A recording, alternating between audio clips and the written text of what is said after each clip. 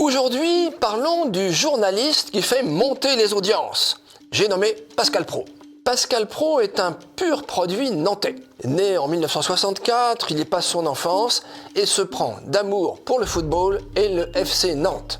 Devenu une vedette des médias, Pascal Praud profite d'un climat politique troublé et d'une censure grandissante pour faire grimper allègrement les audiences, aussi bien sur CNews que sur Europe 1. Il y restera une vingtaine d'années.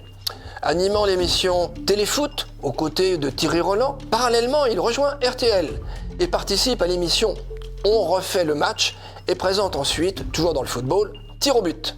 En janvier 2008, il quitte le monde du journalisme pour devenir directeur général du Football Club de Nantes où il restera 2 ans.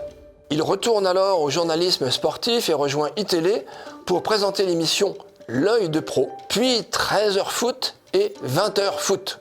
Côté RTL, il rejoint le multiplex RTL L'équipe, ainsi que l'émission Le Grand Match de Ligue 1. Lorsqu'à la rentrée 2012, Eugène Sacomano prend sa retraite, Praud devient le chef de file de On refait le match.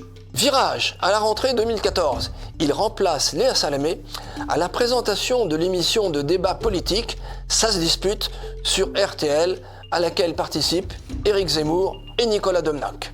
À partir de novembre 2016, c'est l'heure des pros sur CNews. La liberté de ton du programme et un plateau qui penche un peu plus à droite que dans les émissions concurrentes rencontrent un vrai succès. L'émission était fin 2019 la plus regardée de la chaîne, réunissant 200 000 spectateurs. Il a fait bien mieux depuis. Il quitte RTL en 2023 pour rejoindre la tranche du midi d'Europe 1 pour animer Pascal Praud et vous. À la rentrée 2023, il signe également une chronique dans le Journal du Dimanche.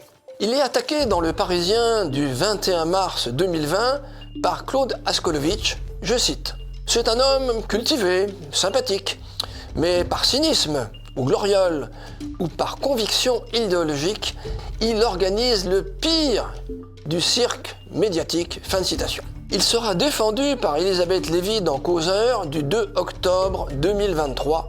Je cite « CNews ne donne pas de leçons de maintien et ne dit pas aux gens qu'ils ne vivent pas ce qu'ils vivent.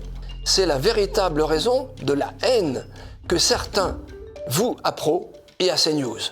Remettre en cause le magistère moral que la gauche culturelle s'était indûment auto-décerné. » Fin de citation. Mais la principale raison de son impopularité relative est sans doute son succès à la rentrée 2023. Son émission L'heure des pros 2 connaît un écho grandissant et rassemble ainsi plus de 900 000 spectateurs le 10 octobre 2022, atteignant une audience de 4,4% et dépassant très largement Laurent Ruquier sur BFM TV à la même heure. Insupportable pour le petit monde libéral libertaire et disons-le aussi, un peu rassurant.